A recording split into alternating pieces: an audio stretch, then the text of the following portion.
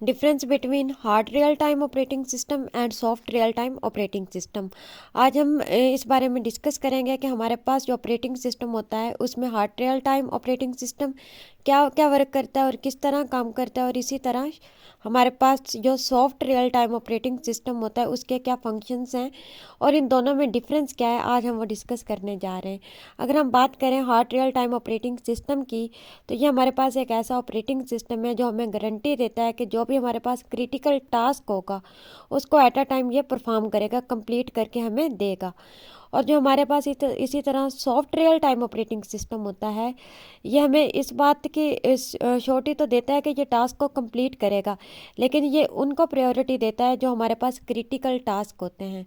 तो हमारे पास soft real time क्या करता है, जो क्रिटिकल टास्क होता है या क्रिटिकल टास्क को जो परफॉर्म करना होता है वो पहले करेगा, और जो उसके बाद लेस इम्पोर्टेंट होंगे टास्क उनको बाद में जो है हमारे पास परफॉर्म करेगा। तो एक डिफरेंस तो ये है कि ऑपरेटिंग सिस्टम जो है वो इस बात की गारंटी देता है कि वो क्रिटिकल टास्क को टाइम पे कंप्लीट करके देगा, और जो सॉफ्ट रियल टाइम है ये क्रिटिकल टास्क को पहले परफॉर्म करेगा और उसके बाद जो दूसरे टास्क हैं उनको। A hard real-time system guarantees that critical tasks complete on time. A soft real-time system where the critical real-time tasks get priority over other tasks and retains that priority until it complete. और ये तब तक process चलता जाएगा तब तक जब तक हमारे पास तमाम टास्क जो है वो कंप्लीट नहीं हो जाते। दूसरा डिफरेंस क्या है हमारे पास, this goal requires that all delays in the system. दूसरा इसका सबसे बड़ा मकसद जो हमारे पास हार्ड रियल टाइम होता है इसका ये होता है कि जितने भी हमारे पास टास्क्स होते हैं या जो प्रोग्राम्स हमारे पास डिले होते हैं ऑपरेटिंग सिस्टम में, ये उन सब को जो है स्टोरेज डाटा से उठाकर वन बाय वन प्ले करवाता है या परफॉर्म करवाता है। This call requires that all delays in the system be bounded from the retrieval of the stored data to the time that it takes the operating system to finish any request made of it।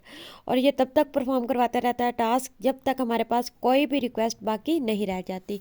इसी तरह हम अगर soft real time की बात करें, तो जो हमारे पास सॉफ्ट रियल टाइम होता है ये क्या करता है, kernel delays need to be bounded. अब जो हमारे पास कर्नल्स में डिलेज पड़े होते हैं ये उनको सिर्फ क्या करवाता है, परफॉर्म करवाता है। कर्नल मीन्स हमारा जो ऑपरेटिंग सिस्टम है उसका एक कोर है कर्नल, और जो कर्नल का जो काम है ये सॉफ्टवेयर और हार्डवेयर में जितने भी हमारे पास काम हो रहे होते हैं, ये फंक्शंस परफॉर्म हो रहे होते हैं, उनको ये कंट्रोल करता है। तो इस बात का ध्यान रखना इन दोनों में ये डिफरेंस है कि ये जो हमारे पास हार्ड रियल टाइम होता है ये स्टोर्ड डाटा में जो हमारे पास डाटा पड़ा होता है या जो टास्क पड़े होते हैं उनको परफॉर्म करवाता है, और ये जो हमारे पास सॉफ्ट रियल टाइम है ये कर्नल वाले जो डिलेस फंक्शंस होते हैं या टास्क होते हैं उनको परफॉर्म करवाता है। और तीसरा जो है हमारे पास डिफरेंस ये है, it tasks are periodic that receive process and send messages.